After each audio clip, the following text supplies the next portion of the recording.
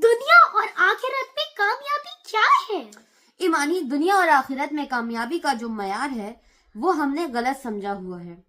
पूरी दुनिया में ये जहन है कि पैसा है, इज्जत है, दौलत है, शोहरत है तो हम कामयाबी की जिंदगी गुजार रहे हैं, और अगर ये नहीं है तो हमारी कोई जिंदगी नहीं है। हर इंसान का ये जहन है कि पैसा, दौलत, शोहरत ये कामयाबी है, लेकिन जिंदगी नहीं है। तो अल्लाह ताला की किताब और मेरे अल्लाह कामयाबी का मयार क्या बताते हैं?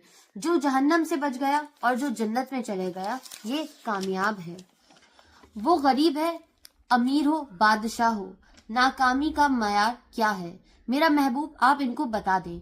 नाकाम वो जो कयामत के दिन नाकाम होगा, और वो नाकामी क्या है? वो जहन्नम है। वो नाकामी कैसे है? उस दिन जिसकी नेकियां घट गईं, जो अपनी नेकियों में फकीर हो गया।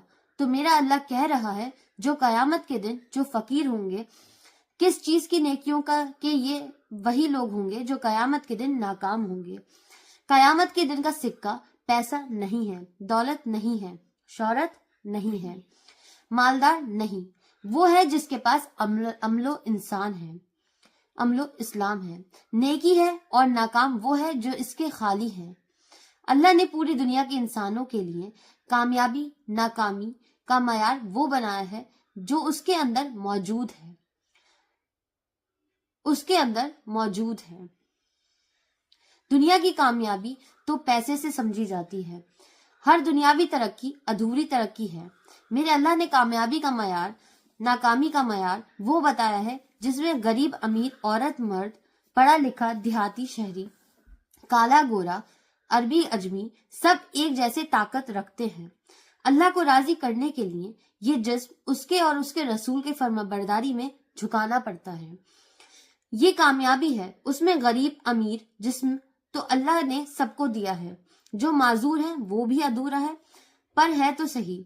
तो इंसान बाहर कुछ भी नहीं, सब अंदर है। तो कामयाबी और नाकामी कयामत के दिन की इज्जत, अल्लाह की कसम, इसका ताल्लुक ना किसी ऐसी कॉलोनी से है, ना ऐसे मॉल से है, और ना फकीरी से है। दुनिया में 4 बादशाह बड़े गुजरे हैं। एक सिकंदर जो ईसा अलैहिस्सलाम से पहले था, उसके बाद सुल्तान महमूद गजनवी, उसके बाद चंगेज खान, और उसके बाद तैमूर। ये 4 दुनिया में बड़े बादशाह गुजरे जिनकी कामयाबी की वसत बहुत बड़ी थी। दुनिया की तरक्की आदमी को आखिरत की कामयाबी से नहीं रोकती। अपना गलत इस्तेमाल आदमी को आखिरत में भी नाकाम करता है और अल्लाह की बारगाह में भी जलील करता है। और अपने जिस्म का सही इस्तेमाल वो दुनिया में भी अल्लाह की रजा देता है और आखिरत में भी कामयाबी का झंडा उसके हाथ में पकड़ाता है। तो अल्लाह ने जो कामयाबी, नाकामी का मयार कुरान में बताया है मुख्तलिफ है, और जो हम समझते हैं वो मुख्तलिफ है। अल्लाह ताला ने फरमाया, अब कामयाब होने के लिए एक ही रास्ता है, वो इस्लाम है। जो इस्लाम के अलावा किसी भी रास्ते पर चलता हुआ आया तो अल्लाह उसे कबूल नहीं फरमाएगा। तो अल्लाह ने हम पर करम किया है कि हम ईमान वाले हैं, इस्लाम वाले हैं। हमारी बदकिस्मती है कि इंसान बिगड़ा हुआ है, तो नादान लोगों ने हमें फिरकों में बांट दिया है।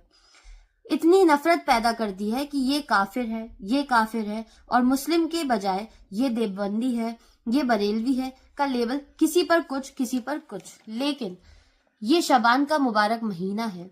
मेरे नबी ये पाक सल्लल्लाहु अलैहि वसल्लम, ये रजब का जो पिछला महीना गुजर गया, आप कहते थे, या अल्लाह हमारे रजब और शबान में बरकत कर दे, और अल्लाह आगे रमदान आ रहा है, अल्लाह हमें उस तक पहुंचा दे। और आप शबान में सबसे ज्यादा रोजे रखते थे। कभी कभी आप पूरा महीना शबान का रोजा रखते थे, और 15 शबान बहुत मुबारक रात है। इसमें आपने फरमाया, इसमें रात की तहज्जुद और दिन का रोजा ये अल्लाह ताला की बारगाह में बहुत महबूब है।